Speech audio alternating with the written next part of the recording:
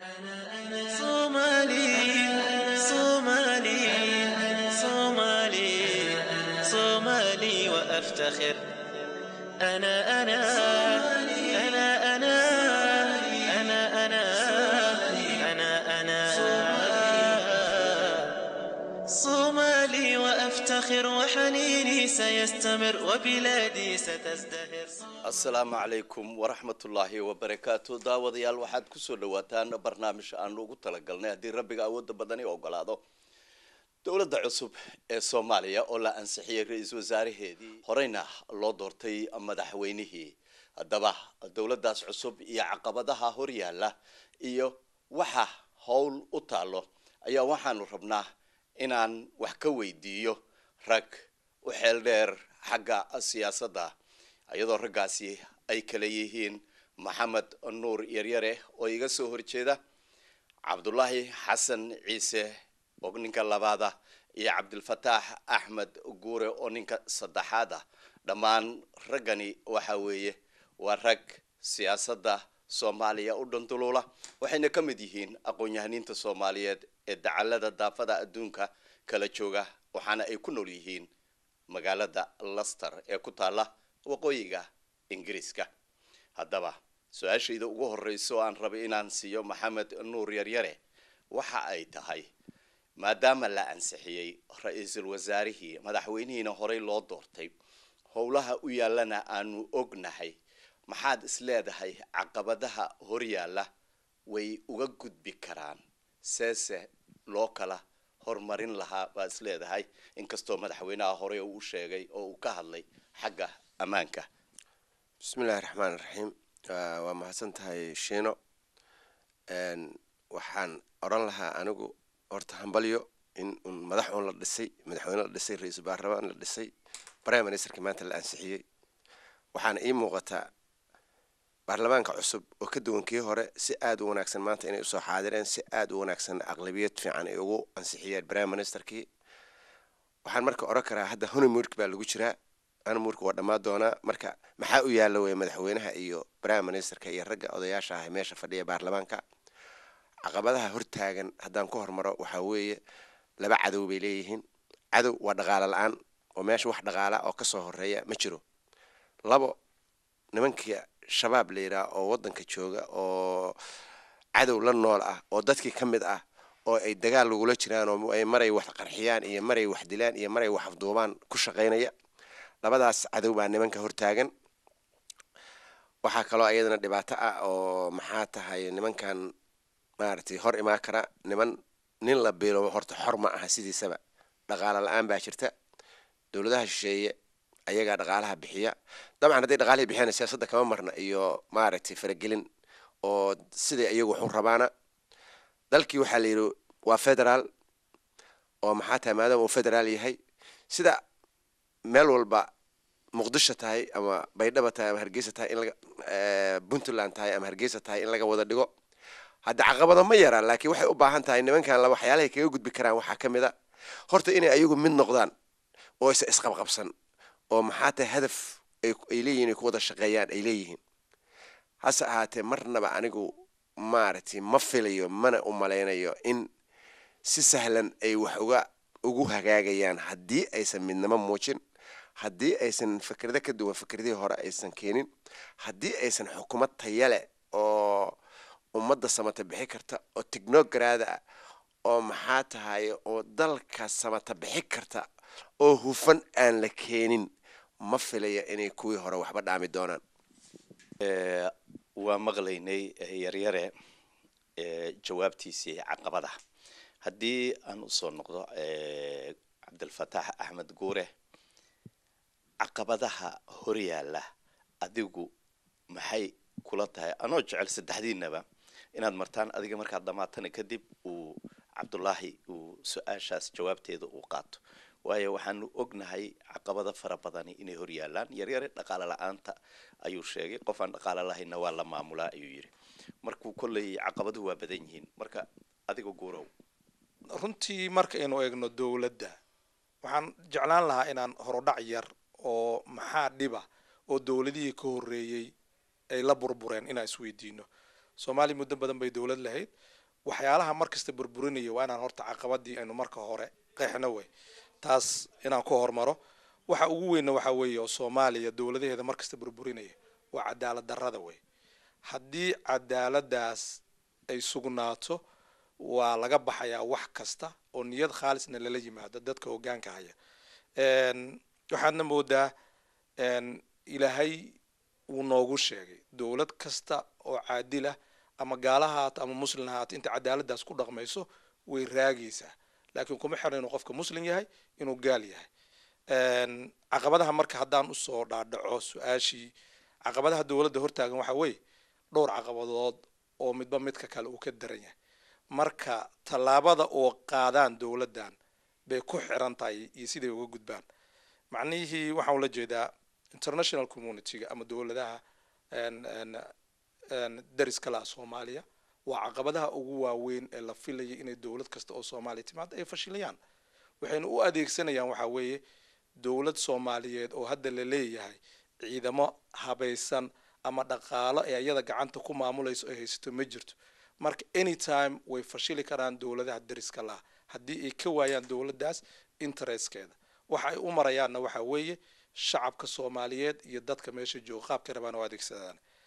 haddii marka ay wajahadaas ay dowladda ay qaadayso ay si fiican uga fiirsato dowladaha dariskana ay interestka ay ka leeyihiin ay og tahay waxaan u maleynayaa inay ka badbaadi karto fashilaadaas caqabada kale ee hortaagan waxaa weeye qaabka uu u abaaro anigaan isleeyahay oo dowladda markii la dhisayey soomaaliya waxay u burburtay cadaalad darray ahayd waxaa laga wada cararayay oo maanta maamul goboleedyada ama dowladaha federalismka oo la wada raadinaya waxaa weeye qof walba inuu ka badbaado cadaalad darradii shalay dhacday inaan dib loogu noqonin marka madaxweynaha markii la dooranayay waxaa lagu doortay waan arkayna waxay ahayd wax federalism oo darbiga ugu dhaganaa oo lalahaa dowladda federalismka in uu maamul goboleedyadaas jiro uu si wanaagsan ayadana uu u abaaro waa caqabadaha ka hor imaan karaya ayada naftirkeeda oo ka fiirsasho badan u baahan waxyaalaha kale ee shabaab ayaga waa qayb ka mid ah inkastoo aad moodid in goboladii oo dhan laga xoreeyey oo muddo badan hadda ay gacanta ku hayeen awoodeediina iska wiiqantay laakiin ayada naftirkeeda waa qayb tacaamul u baahan oo taxadar u baahan oo ayagii la kala gurayo lasoo dhaweeyey cid kastoo la leeyahay way u dabacsan tahay inay dowladda la heshiiso haddii marxaladahaasi ra-iisul wasaaraha iyo dowladda imaanayso ay si fiican u wajahaan waxaan isleeyahay waa ka badbaadi karaan waa isla su-aashii yaryare iyo aan weydiiyey cabdilfataax caqabadaha cabdilfataax cadaalad darruu ku sheegay haddii cadaalad la helo inay wax kasto ay hagaagayaan cadaaladuu ka hadlay yaryare wuxuu ka hadlay dhaqaalaha waxaa u dheeraa federaalka adigu maxaa is leedahay marka caqabadaha dowladdan hor yaallo oo la rabo inay ka gudubto iyo qaabkee is leedahay waa u fududdahay inay uga gudbaan haddii aan ka hadlo su-aasha ah caqabadaha ka hor imaan kara dowladdan hadda la dhisay maxay yihiin waxaan qabaa inay yihiin caqabado aad iyo aad u badan oo haddii aan la wajihin oo sidii loogu talagalay aan loo wajihinna keeni kara iska daa in ay wax xalismaane inay wax kaloo dhibaataa abuuraan ma soo koobi karo caqabadaha hortaaga waa caqabado badan maxaa yeelay waddanka soomaaliya burbur wuxuu ku jiraa 22 sano dhibaato badan baa dhacday kii soomaaliyeed ee walaalaha ahaa ee qarankii soomaaliyeed haystay ee wada dhashay ee isjeclaa oo isku garabka ahaa ayaa hal mar kala dhaqaaqay qaybi waxay u baxday bannaanka waddamadaas fog far east asia iyo galbeedka in badan waxay qaxooti ku yihiin oo ognahay waddamada dariska ah dadkaasi waxay aad iyo aad uga dhursugayaan oo u hilan yihiin in nabad laga helo waddanka soomaaliya in dowlad ay dhalato in cadaaladdu ay soo noqoto in dadka soomaaliyeed oo dhan ay isku mid noqdaan arrintaa ayadaa waxaan u malaynayaa qof walbe oo soomaaliya oo wax garanaya oo fakaraya haddii uusan xitaa siyaasadda ku jirin sida anoo kale inuu ku fakarayo in mar uun uu arko waddankiisii hooyo oo nabada waa arrinta ugu weyn oo aan dareemi karo qof walba ama xel ha soo raadiya ama yuusa soo raadin in uu isku daygaas inuu keeni karo in shaqo la qabto maxaa yeele shaqada caqabadaha yaalla marka waxaa weeye walaalkii cabdifataax baa sheegay cadaalad baa ugu horreysa adduunyadana meel aan cadaalad jirin waxba kama jiri karaan laba qof ma heshiin karto saddexna ma heshiin karto haddaysan haysan wax u dhexeeya xeer ah oo ku dhisan weliba cadaalad oo aan qofna qof uga eexanayn waxyaabaha ugu badan hadda oo soomaalidu ay mashquulka ku tahay waxay tahay jagooyin iyo waxaa laga hadlayaa iyo mansab siyaasadeed maaha arrintu waa ka weynta laba wiiloo walaala ah soomaaliya o dhan u talin kara haddii cadaalad la helo shaqadoodana ay si fiican u qabsan kara anuu saasaan qaba aragti ahaan kuma xirna reer hebel iyo reer hebel iyo gobol hebel iyo gobol hebel soomaali baan nahay soomaaliyana waxay u baahan tahay inay hesho cadaalad caqabadaha imaan karaa waxay yihiin waxaa horta daawo u baahan dadka soomaaliyeed inay ka buskoodaan kalsooni darrada dhexdooda ah arrintaas oo weliba shaqo waxa u ah qabiilka kalsooni darradii iyo qabiilkii waa wada shaqaynayaan halkaasna waxaa ka soo dhex baxay waxa la yidhaha cadaalad darro qaabka loo abbaari karo waxay tahay qof kasta wuxuu iska ilaalinayaa qofka kale si uusan u dulmin maxaa yeele haddii cadaalad la helo ma dhacayso inuu qofka walaalkaa iska kaa ilaaliyo waad ogtihiin soomaaliya waxay soo martay taariikh qofku intuu xamar ka soo safro ilaa meesha u dambaysa soomaaliya uu ku tegi jiray nabadgelyo qof la hadlayo qof wax weydiinayay qofna uusan jirin waxay ku timi nabad jirtay bay ku timi walow aan dhihi karin 100% cadaalad baa jirtay laakiin nabad baa jirtay nabad haddii la helo marka nabad bini aadamku waa kasbi karaa waa samayn karaa iyadoo aan cadaalad jirin laakiin anigu waxaan qabaa arrinta cadaaladdan adkeynaya aragti ahaan taasaan qabaa qodobka cadaaladda ah baan qabaa anigu waa garanay su-aashii wareegga ahayd ee ku saabsanayd caqabadaha dowladda horyaalla iyadoo yihiin caqabado fara badan waxaanu ognahay yaryare markii madaxweynaha la doortay ra-iisul wasaarahana uu magacaabay dadka soomaaliyeed markiiba soo dhaweyn fara badan baa ka timid haddana isla markiiba waxaa timid diidmo badan oo aan la sugin qaabkii ay wax u qaban lahaayeen iyo qaabkii ay rabeen iyo diidmaa markiiba timid oo dadka hadda markaad la sheekaysatid magacyay bixiyeen oo madaxweynaha iyo ra-iisul wasaaraha iyo ragga ku hareereysan iyo waa isku koox iyo waa markiiba waxaa yimid warar baa soo baxay marka ma la dhihi karaa dadka soomaaliyeed laf ahaantoodu waxay caqabad ku yihiin in la gaaro dowladnimo waa mahadsan tahay shiino waa runtaa way horta qof kastoo yimaada cilad baa loo yeelaya madaxweynuhu waa dadaalay 6 bilood adoo 26 beri buu la tashi badan iyo aragtiyo badan iyo kala duwana dadkii maskaxdooda ra'yigooda ay baarayeen marka ninbuu la soo baxay ninkuu la soo baxana runtii waxay isaga ula muuqatay inuu yahay nin aad u wanaagsan hase ahaatee soomaalidu kulley wax kasta oo la keeno cilad bay u yeelayaan haddii ninka nin ugu sarreeya la keeno ma ogolaanayaan marka waxaan qabaa soomaalidu kulley iyo kulley isku uur maahan ninbaa nin raadinaya ninbaa ninka dhinac kale ka fiirinaya ninbaa oo arkaya waa reer qansax ninbaa oo arkaya waa reer garas ninbaa anigu waxaan qabaa madaxweynuhu the right choice buu sameeyey balaan ka warsugna ninka uu keenay balaan aragna sida baarlamaanka uu ansixiyo balaan aragna golaha wasiirada uu soo dhiso balaan aragna 100 maalin ugu horeysa tilaabada ay ku dhaqaaqaan marka anigu waxaan qabaa madaxweyne xasan waa dadaalay choicekiisii buu keenay inaan ayidno waxaan ahayn oo aan sugaynaa baan jirinba meeshaanu meel baaba oo wax yaalaa jirin weeye madaxweynuhu laftirkiisu cilada dhibaatooyin badan baa hortaaganoo ama dowladaha dariska ha ahaadeen ama dad dan kale ha ahaadeen dabcan nin un baa lagula talinay nin baa lagu qalqaalinaa ninka uu soo saaray balaanu eegno waxaa laga yaabaa kiina samata bixi lahaa Soomaali samata bixi lahaa inuu yahay waxaa laga yaabaa ninkaanu inuu noqdo kaan sugayno ilaahay noo dooray waxaa laga yaabaa in maxaa tahay oo ka xumaada kuwii hore laakiin horta inaan sugno oon aragno oo aan darisnaba ila tahay ninkaasna waxaan ku qiimeynaynaa prime ministerka oo la keenay hadba dawladda oo soo dhiso hadduu dawladda oo soo dhisay oo u madax bannaan yahay oo la tashi la sameeyo soomaali waa beele 4.5 ay ku saamaysaa beel walba xildhibaanadeeda iyo caaqileynteeda iyo odayaasheeda oo kala tashanayo oo nin right man ay kula taliyaan amaba ay isku afgartaan nin dheh haddii laakiin ay noqoto Ethiopia iyo Kenya iyo reer galbeed iyo Mahiga iyo madaxweynaha dad ay wataan adigu qaad oo gee waxay imaanayaan waxaan maleynaa caqabadaha badan ma meesha ka soo baxaya hadalkayga horeyna ku jirtay ninku wuxuu xor yahay markuu asagu oo wixiisa haysto ma fahamteen marka hadalka waxaan ku soo gabagabeynayaa way runta oo dadku nuxnux iyo hooha badan ba waa wadaan hasa ahaatee nimay rabaan baa ma jirinba nin kastoo la keena dad un baa hooha keen leh waana mahadsantii cabdullaahi xasan madaxweynaha iyo ra'iisul wasaaraha dowladda ay soo dhisi doonaan kulay wada tashin bay ku soo dhisi doonaan maxaa lagu qiimeynayaa ma dadka la qiimeynayaa iyo sida loo qaybsado oo qaybta ay ugu soo baxeen mase waxaa lagu qiimeynayaa waxqabadka anigu aragti ka duwan aragtidaasaan qabaa maxaa yeelay horta haddaan Soomaali nahay guud ahaan oo aniguna aan ku jiro waxaa naga dhumay qiyaastii baa naga dhuntay qiyaastu hadday dhuntana waxaa imaanaya in uu qofku cadaaladda ka tago oo meesha cadaalad aysan imaan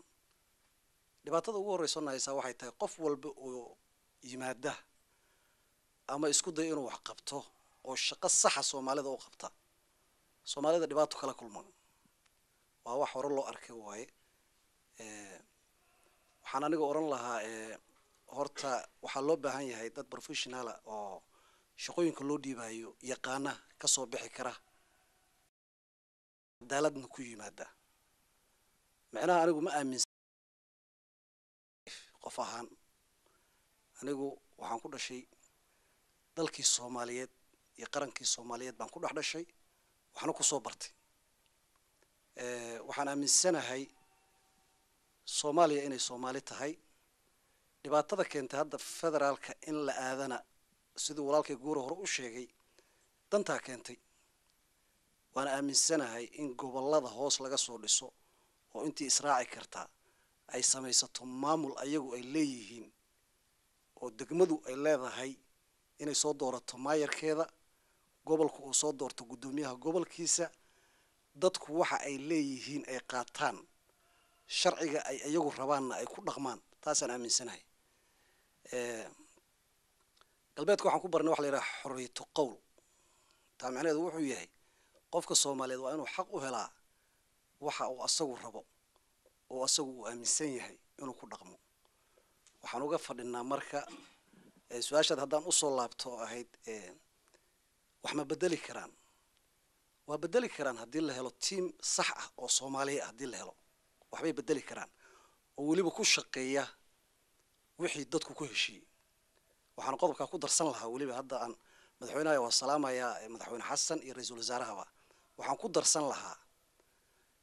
waa in lagu dhaqma axdiga u yaala dadka axdiga ay dadku ku heshiiyeen heshiiska ay dadku heshiiyeen kaas oo aan diideyn shariicada islaamka maxay la anagu dad muslimaan ah 100% waana mahadsantahay guuro waxaan ku dhihi lahaa su-aashii cabdullaahi hadda aan weydiiyey oo ahayd dadka wasiirada loo soo magacaabaya kolley dadku waxay u fiirin doonaan qaabkii la bartay haddana heshiis lagu yahay oo madaxweynaha iyo ra'iisul wasaaraha iyo baarlamaankaba lagu dhisay kaasoo aan wada garanayno marka saa darteed qiimeyntaanadu ma waxay noqon doontaa ninkan xaggee ka soo jeedaa mase qiimeynta aan rabno waa qofka iyo waxqabadkiisa iyo daacadnimadiisa waa su'aal muhiim ah weeye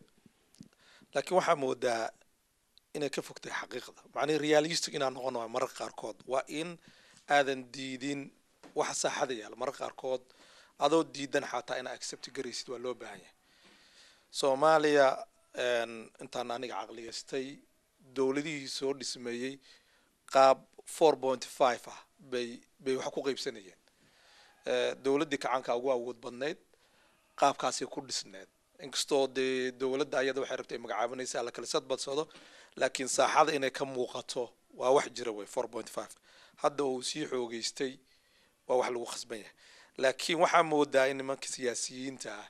ay sida ay rabaan ayaga hadba ay yeelayaan oo ah qoladii timaadaba in isku guruuba oo 4.5ka inay meesha keensato dowladihii ka horreeyay markaanu fiirina qaabkaasi ku imaanayeen hadda ra-iisul wasaaraha iyo madaxweynaha iyo dadka dambe oo imaanayana waxay ku imaan doonaan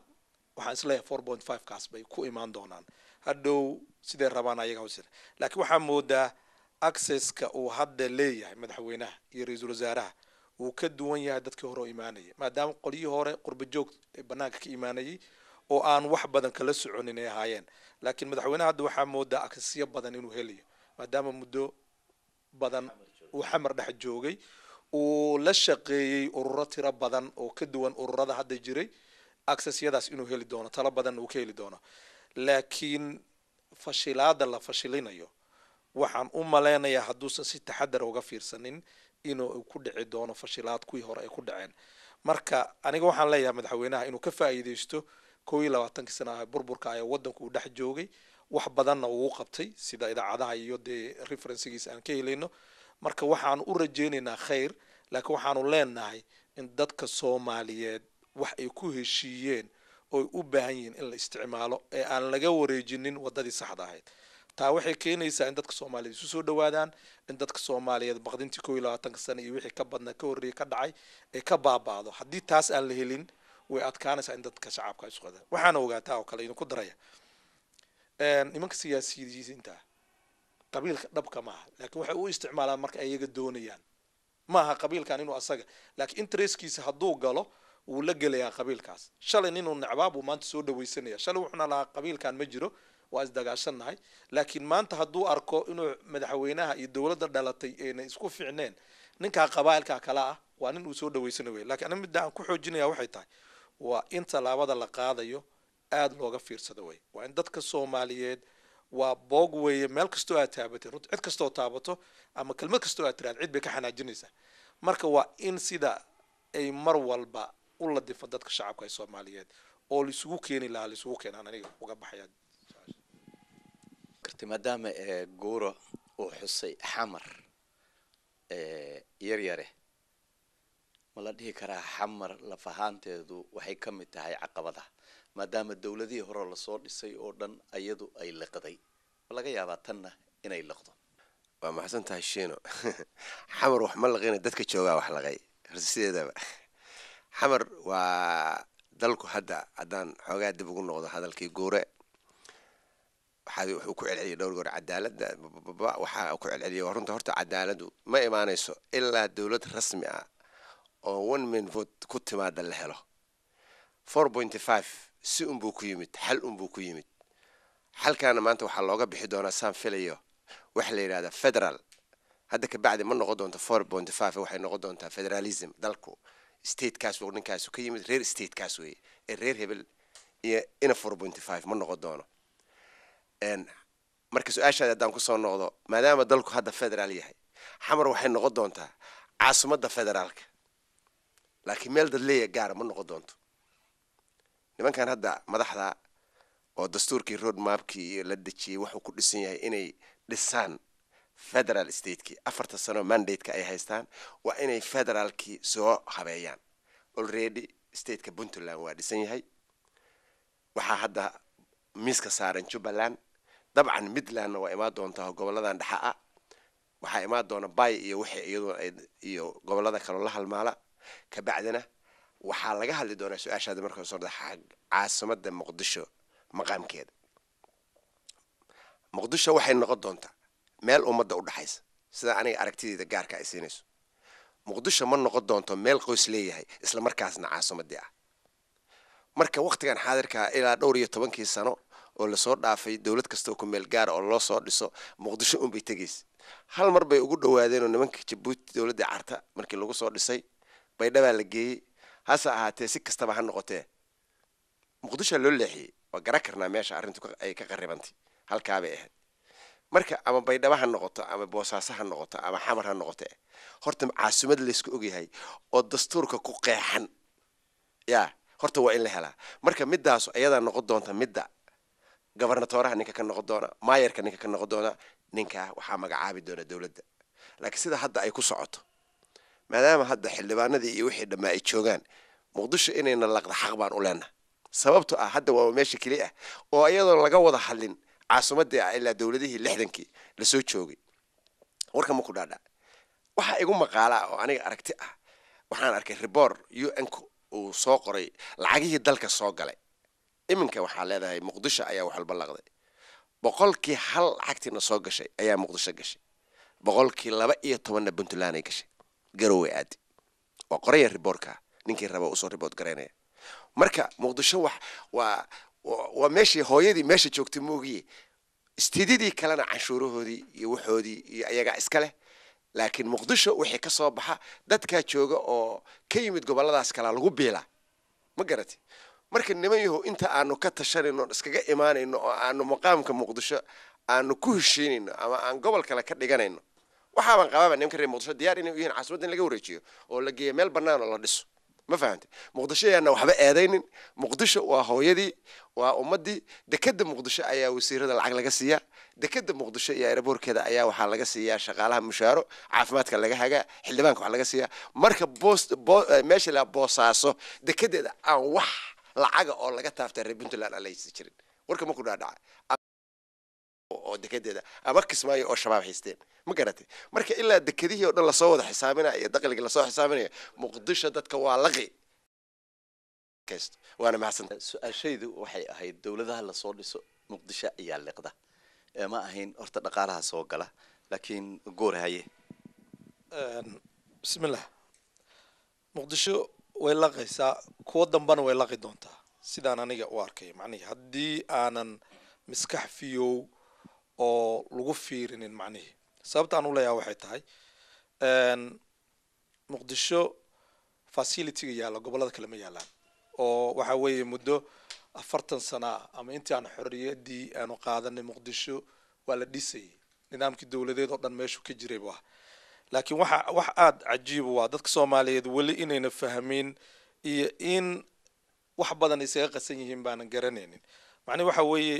caasimado badan oo adduunka ah baa la bedelay sababta loo bedelayna ma ahayn macnaheedu waxa laga yaabaa in lagu horumarinayay ama culays markaa jira laga qaaday ama burbur gaaray la rabay in lagaga wareejiyo meeshan marka hadii ay burburta caasimadeena muqdisho culays badanna uu saaran yahay ayada naftirkeeda dadka in loo tusiyo in magaaladii intii bilicdeedii iyo waxeedii la soo celinayo aniga uma arko in meel kale la geeyo oo Soomaaliya kamid ah oo dhisan oo facility-gina laga helayo sababta ay u laqaysana waxa weeye muqdisho waxay u baahan tahay amni sugan oo nadiif ah macnaheedu hub 20 sano iyo in ka badan baa gacanteeda ku jira meelaha kale kuma jiraan tusaale walaalkii wuxuu soo qaatay hadda Puntland iyo ama Somaliland uu soo qaado macnaheedu nimankii maamulka markaa joogay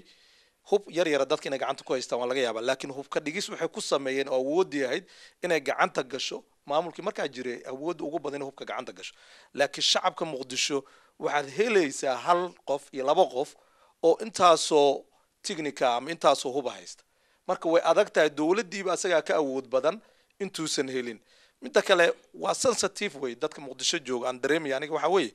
waa dad u bisil ninka ciidanka ahaa baa maanta adiga ku dagaal Britain qabaayil buu biyahaba marka ma awoodi karayso dowladdiina ma ka faali qaadi karayso awood ayna jirin inay gacanteeda ku qaado marka waxaan oran lahaa inta laga helayo nidaam wanaagsan iyo ciidan dhisan oo Soomaaliyeed waxaan oran ani proposalkayga waa shakhsiyan ani fakarka aan qabo in dadka reer muqdisho haddii ay ayaga dhib weyn u arkeen culayska laga dulqaado la geeyo meel kale oo dowladda iyo nidaamka ay ku shaqeyn karayso loona raro magaaladana dib u dhis lagu sameeyo aniga muqdisho waxaan ogaa caasimadaha ugu quruxda badan Soomaaliya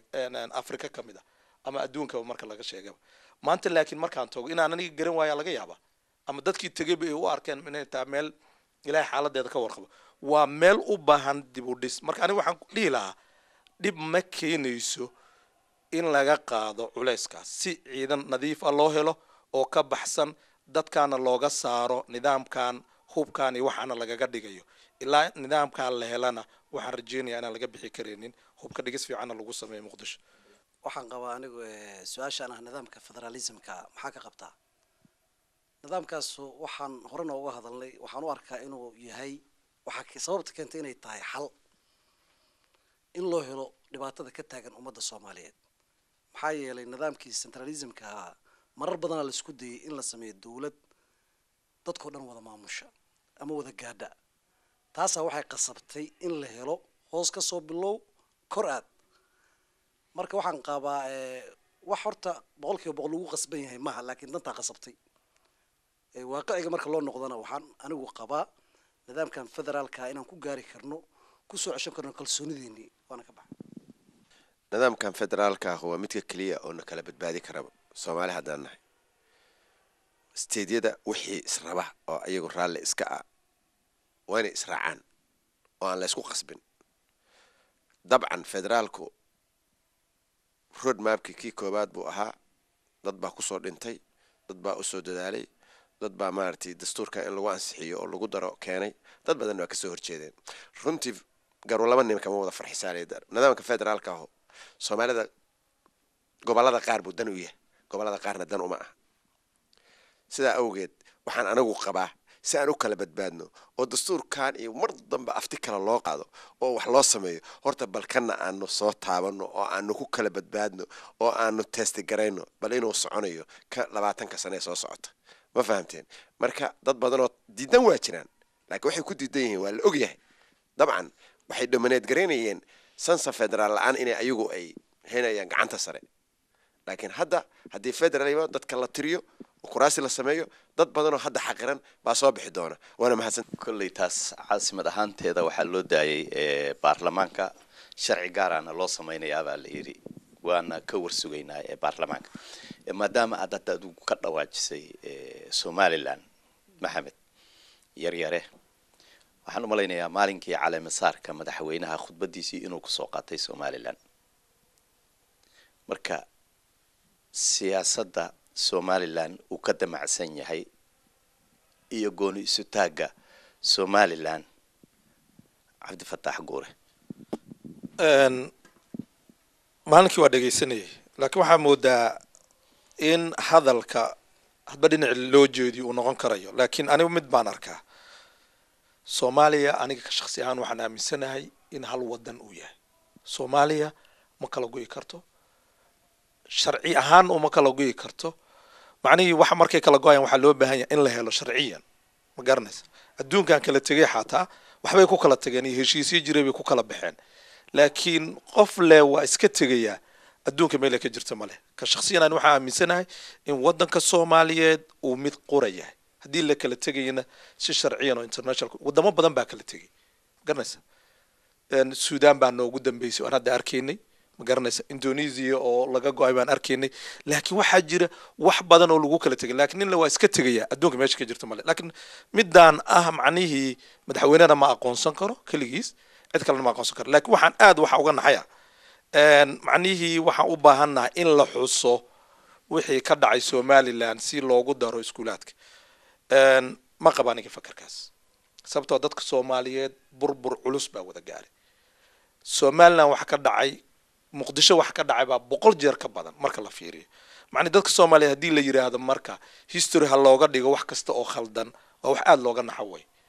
ma qabo dadka Soomaaliyeed waa dad walaala waxba kala gaaray meelo badan baa dib badan kala gaaray waxa loo baahan yahay marka dadka intii la isku soo celiyo in dib la isugu soo dumo la hilmaamo wixii dhacay ee aan dib loogu abuurin ama taariikh looga dhigin wax khaldan regime iyo dawlad macni waa in la kala saaro qofka wuxuu eedeysanayay hadda Soomaaliya waxa la yiraahdaa regime-kii baa geystay Soomaaliya oo dhan waxa xukumaya waa dadkii regime-kii kacaankii wadanka hayay way waana ka noqdeen madax bayna ka noqdeen marka ma waxaan oranaynaa regime-kii oo dhan baa khaldanaa mise waxaan oranayaa ninkan intaan hoosta gasho waa saxan yahay kayga laakiin ka reehebel waa khaldan yahay waa wax aad looga naxaway marka fiiris mentality-ga dadka Soomaaliyeed wax khaldan inay yihiin lamana qabo fakarkaas wax lagu qori karo taariikh history ahna ma jiraan ogow dadka Soomaaliyeed dhibaatada hadda wadamada aan ku noolnahay dagaal baa ka dhaxay 1945 dagaaladii sanad walba waa la xusaa laakiin dadka maxaa loogu xusaa marka la gaaro war waa history dhacayana jiilka dambe oo imaanaya uusan dib ugu noqonin si looga cararo dhibkaas ba ardada iyo dadka iyo loo tusaa inay wixii dhacay wax xun ay ahaayeen dadkana lagu sameeyay qaab noocaas oo nidaam hadii la marayo laakiin history baan waxaan ku qoraynaa meel heblaayo waxaa ka daran anigaan isleeyahay dhibaatadii ka dhacday waddanka soomaaliyeed ma kala goyi karo wax la qaadan karana maaha waana hal wadan weeye laakiin nidaamka lagu kala badbaadayo on aniga qabo ama dad badan oo kale ila qabaan baa wuxuu yahay nidaamka federalismka si dowladdii xoog badan oo ummadda ku maquuniso waxa ay rabto ayada ay dib ugu dhalato waxaanu kusoo tijaabinay oo muddo badan aan dareemaynay kacaankii 21 Oktoobar iyo dhibaatadii dadka Soomaaliyeed iyo wuxuu soo maray qayb ka mid bay ahayd marka in xukunka hal meel uu wada galo waa wax meesha ku jira maaha bismillahi rahmaani rahiim horta su'aashan ayada ah anigu haddaan fiiriyo kolley waxay ila tahay kama foga jawaabi aan ka bixiyay su'aalihii hore maxaa yeelay arrimaha dhan waa isku wada xiran yihiin arrinta Soomaaliya dhan waa arrin silsilada oo isku xiran waay haddii say tahay aan loo wajahina oo hal meel kaliya laga fiiriyo ama hal il lagu fiiriyana waxay dhalaysaa wax badan oo ka duwan wixii hore la xalina inay ka soo baxaan maxaa yeelay haddaan isweydiino maxaa keenay in Soomaaliya qayb ka mid ah ay tiraado waa go'aynaa waa su'aal u baahan in la isweydiiyo oo dadka Soomaaliyeedna ama madaxda Soomaaliyeed ama dadka talada ay ka go'dana looga baahan yahay inay baaritaan ku sameeyaan waxaad arkaysaa heshiisyaal la dhahay heshiis baa la galayaa heshiiska qof aan ka warhayn baa galaya oo qof iska socda loo diray heshiis socda markaasuu heshiiska markuu qayb galo uu tago ajanda ma wato qorshe kuma socdo wax laga hadlayna kama warhayo dhibaatooyinkana kharibay ka mid tahay arrintan ayada ah waxaan qabaa arrinta Somaliland iyo Soomaaliya kala go'ah laga hadlay haddii aan Soomaaliya si fiican loo abaarin arrinteeda qaasatan arrimaha federaalka in la xoojiyo haddaan la abaarin waxaa dhici karta adigu goor waxbuu ka hadlayay in isteedyo badan ay bilowdaan oo dawlado badan ay Soomaaliya ay u go'go'do dawlado badan taasaa dhici karta ani aragtideeda waay waa aragti maxaa yeelay qolo kasta waxay ka cararaysaa cadaalad darro hadday ballaaratana waxaa imaan doonta beri Puntland inay ku dhawaaqdo iyaduna waa go'on waxaa imaan doonta Jubbaland inay ku dhawaaqdo walaalkay suu sheegayay gobollada dhexe maamulka laga wado inuu asaguna go'o dadkii Soomaaliyeedna ay kala go'go'aan arrinta madaxweynaha kolley aniga waxay ila tahay asagoo wax ku xumay inuusan uga jeedin laakiin uu ataagayay haarti qalbiga dadka Somaliland ee walaaleena inuu ataagayay oo ah in ay ku soo noqdaan Soomaaliya maxay la kalsooni darradii baa badatay kalsooni inuu abuurayo baan u arkaa kala go'a Soomaaliya kala go'a Soomaaliyana hal qofna uma yaalo laba qofna uma yaalo koox gaaran uma yaalo Soomaaliya arrinteedu waxay u taalaa Soomaaliya oo dhan waana markii ugu horreysay ku bilowday waxaa loo baahan yahay inaan kala garano sharciga iyo inaan kala garano qofka shaqadiisa madaxweynaha waa shaqaale anisaan u arko ra'iisul wasaaruhu waa shaqaalo wasiiradu waa shaqaale qof kasta marka qofka shaqadiisa buu shaqaale ka yahay waa ka baxan madaxweynuhu uu sheegay siyaasadda uu rabo inuu Somaliland kula hadlo una ku hor fariisto Somalilandna way sheegtay waxa ay rabto oo ay rabto miiska wada hadallada inay la timaado marka labadaas laba la isu keeni kara ma yihiin inkastoo siyaasaddu ay tahay markii la wada hadlo waxbaan ka tegayaa adna wax ka tag meel dhaxan isugu nimaadno yar marka adigu aragtida aad ka qabto Somaliland maxay tahay waa mahadsan tahay sheeno anigu aragtidan ka qabo anoo soo gaabinaya waxay tahay baan ku sheegay anigu Soomaali baan u arkaa nimanka politicianska ee Somaliland jooga wax badan bay 21 sano ugu dambeeyay darbiye badan bay soo garaacayeen meel kasta ee adduunka tageen adduunkan sharci baa u yaala 60kii baa waxaa dhacay marriage markuu dhacana wali ma dhicin divorce oo meel inta la isku yimid si sharci ah labada Soomaali kuma kala bixin ayadoo civil war baa dhacay dawladda dhaxaa burburtay markay burburtay qof walba Soomaaliya meeshu asoo ka yimid gobolku ka yimid buu aaday meeshii mid walba meeshii soo dhistay samaystay hagaagsaday Soomaali iminka ayay isugu horeysaa ku meel gaar baanu ku jirnay ku meel gaarka aanu ku jirnana intaan ku meel gaar ku jirnay Somaliland 21 sano ugu dambeeyay adduunka ixtiraafka raadinaysa adduunkuna markuu qaynaanka charterka UN-ka u yaala fiiriyay inay Soomaali tahay ogaadeen waxaa lagu yiri Soomaali unbaa ka heli kartaan inaad ka go'daan laakiin anagu adduun hadaan idma ixtiraafayno politicianskooda waa og yihiin laakiin shacbiga uma sheegi karaan ma garateen runtaan idin sheegaya February bisha sanadkan February markii London lagu shiray Soomaali oo dhan baa isku timid iyagu ku jiraan calanka la hooday oo la hoos fadhiyay calankii Soomaaliba ah typical Istanbul wala socotaan delegationka Istanbul ee ka imaanaya Hargeysa some of them inay ku hareen passport la'aan oo passport hadaan haysan Soomaaliya idin ma ogolaanayno reality dhabta hadda la soo gaaray oo madaxda siyaasiyiinta Soomaaliland iyo shacbigu ay iskaga hor imaalahaayeen waayo wala socotaan xajkan in la yiri qof aan passportka passport wadan ma bixi karo ma ogolaanayno shuruudo banaan soo socda adduunku wuxuu lacagta Soomaaliya oo dhan dawladda federaalka baa fid garaynaysa gobol kasta oo Soomaali 18 gobol kamid ah ma garatay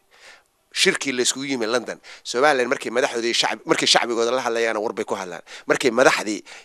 koonfurta ka timid ay la hadlayaan hadal kale ku hadlaan waa la socotaan wasiirkooda arrimaha dibadda qodobkii 8 qodob oo ka soo baxay mid kamid ah inuu ahaa waxaanu ayideynaa oo aanu rabnaa in dawladda ku meel gaarka oo road mapka oo hirgalo ma garateen reality ga dhabtaan idin sheegaya ka bilaabato hadda prime minister ka la dhaariyay xukuumaddiisa oo la sadgareeyo fan dambe oo si gaar ah u qaadan karto cid ma jirto xagga hawada waxa laga dhisayaa xamar diyaarad aan hawada xamar air tower ka laga controlin oo aan civil aviation control kama deegi karta adduunka lacagtana Muqdisho lagu soo shubaya passportkeena way ma fahamteen siyaasadda arrimaha dibadda siyaasadeedu no more Somaliland ama Puntland dibad aadi doonta ma jirto oo aan dawladda federaalka oo go'ahan ka haysan ma garatay marka iminka waxa la soo gaaray sidii facekii shacbiga Somaliland oo runta ku ogaalaha oo ay madaxdu u sheegayeen madaxweynuhu marka uu leeyahay waanu la hadlaynaa walaalahan Soomaaliya waa mid buuri laakiin walaalahan Soomaaliya waxay tabanayaan waa ka raali gelinayna fine Soomaaliya dib wax aan geysan ma jirto regime baana geystay ee shakhsi ma geysan qabiilna ma geysan ma garateen Somaliland marka waxaan idin sheegayaa oo aniga aragtida qaba waa sida Puntland oo kale wax ay dhaantay ma jirto aniga arintan ayada Maxamed horta waxyaabo badan baan uga soo horjeedaa arimahan ayada ah waxaana kamid ah walaalaha horta 60kii waa ragiyimi oo ku soo biiray koonfurta Soomaaliya waa ku mahadsanyihiin waxaana qabaa horta shaqo weyn inay qabteen maxaa yeelay wadaniyad baa jirtay Soomaalinimo jirtay arinta ayada ana waxaan qabaa qof walba Soomaaliya ragii hawsha qabtay inay taariikhda galaan loogana mahad celiyo isu keenidii Soomaaliya saasan qaba maxaa yeelay haddaan la xusin taariikhaha ama wax qabadka dadka Soomaalida wax qabtay waxay noqonaysaa waxaan soo qaban oo dhan inay noqdaan hal bacal lagu leesay marka waxaan qabaa tan kale oo ah ma dhoofi karaan qofna ma dhoofi karo oo Soomaaliland laga ma dhoofi karo meel kale oo Soomaaliland laga ma dhoofi karo waxa laga dhoofi doonaa hawada Soomaaliland waxa maamulaysa dawladda dhexe waxa aad u fiican waay waana jiri jirtay waa hore laakiin arinta ayada waxaan qabaa inaysan si caadi ah u shaqeyn karin marka waaqiciga ka hadalno maxaa yeelay horta is-aaminaadii baa maqan Soomaaliyeed ani waxaan qabaa Soomaaliya markay is-aaminto ayay wada shaqeyn kartaa waxyaabaha fogeeyay walaalahan Somaliland waxa kamid ah cadaalad darro ay arkeen cadaalad darro ay sheeganayaan walo ayaga laftigooda cadaalad darro dad ku hoos nool ay ka sheeganayaan maxaa yeelay Soomaaliya guud ahaan cadaalad darro dhiqaysay waxaan qabaa dadka Soomaaliyeed aan hadal ku dheeranayn waa inay cadaaladda u noqdaan waa inay kitaabka Ilaahay oo u dhaxeeyay ay u noqdaan waa ka baxay wax yar baan ku darayaa sababtoo ah Soomaaliya runtii ani waxaan moodaa xataa maamulada hadda dhisan markaad ama federalism ama maamulada hadda dhisan fidab waxay ka taagan yihiin ayaga naftirkoodii ilaahu yaa dawlad Soomaaliyeed idin keena runtii markii laga sheekeynayo sababtoo ah problemka mid kasta haysta marka uu tagtid waxaan waa qabaa'il waa xisbiya hadii la sameeyo hadii la yiraahdo xataa qabaa'il bay noqonayaan hadii aan la helinin nidaam habaysan oo dawladeed hadaan la helin waligood kama baxayaan waxaan aaminsanahay ama Puntland ama Somaliland dhibaatada haysata inay ka badan tahay inay dowlad Soomaaliyeed helaan inay maanta wada rajeynayaan siyaasiyiintooda tusaalana waxaa kuugu filan oo idaacadaha media aan ka wada daawanayna oo idinka telefishinadii kulli aad noo soo gudbiseen wuxuu ah wasiirka arrimaha gudaha ee Soomaaliland oo leh toos baan waxaan ugu jirnay doorashadii dhacaysay maamulka Muqdisho ka jira inuusan ka soo bixinin nidaam diidan inuu ka dhashay Soomaaliland diidan taasi waxay ku cadeynaysaa wali in ay rajo jirto in Soomaaliya dib ugu soo noqoto laakiin qaabkii dadkii loogu sheegi lahaa ilan dadka waxba loo sheegay wixii loo sheegay waa in dib haddana muddo badan laakiin hadda jaranjaradii baa la wadaa waa la ogoleysiiyay dadka in Soomaaliya laga wada doodi karo waa la ogoleysiiyay dadka in Soomaaliya lala hadli karo waa imaanaysaa in Soomaaliya lagu biiro oo dadkana ogolaadeen marka ani waxaan leeyahay waxaan laga hor dhaco maaha waqtigeed in la suga weeye waana imaan doontaa waan rajaynaynaa inay timaado walaalahayo noo soo noqda dawladda anoo jecel barnaamijkii in aan soo gabagabeeyo yaa waxaan rabaa inaan idin siiyo 30 second oo ku saabsan federalismka dadna waa diidan yihiin dadna waa ogol yihiin marka waxaan rabaa saddexdiina qof walba positionka uu ka joogo anoo goora ka bilaabaya waqtiga oo kooban laadligiis aniga horta waa taageersanahay federalismka laakiin federalismka qaabka aanu taageersanahay ma qaababka hadda dhisan ba mise waa qaab ka duwan way qaabka hadda ka dhisan waxaa moodaa qaab qabaayil u doodaya arrintaas ma jeclaysan runtii laakiin waxaan doonayaa in qofka uu meesha uu degan yahay uu u madax banaanaado waxa uu raban uu ka heli karayo lagana soo dooran karayo sida meelahan aynu ku aragnay in maayarka ka dhisan Hargeysa ay dadka doortaan maayarkoodan ayaga ka yimaadeen laakiin dusha aan lagaga keenin taas waa wax meesha jira waay laakiin hadda nidaamadan u dhisan oo qabaayilka oo haddaan aniga waxba la isiinin dawladii oo dhanba maba jirtaba uu leeyahay waa nidaam khariban laakiin ani markasta waxaan taageersanahay nidaamka federalismka si dadka ay uga baxaan dhibkii hore oo la tabanayay ummadan ay uga bixi karaan waxaan isleeyahay waa taas way bismillah waxaan qabaa anigu su'aashan ah nidaamka federalismka maxaa ka qabtaa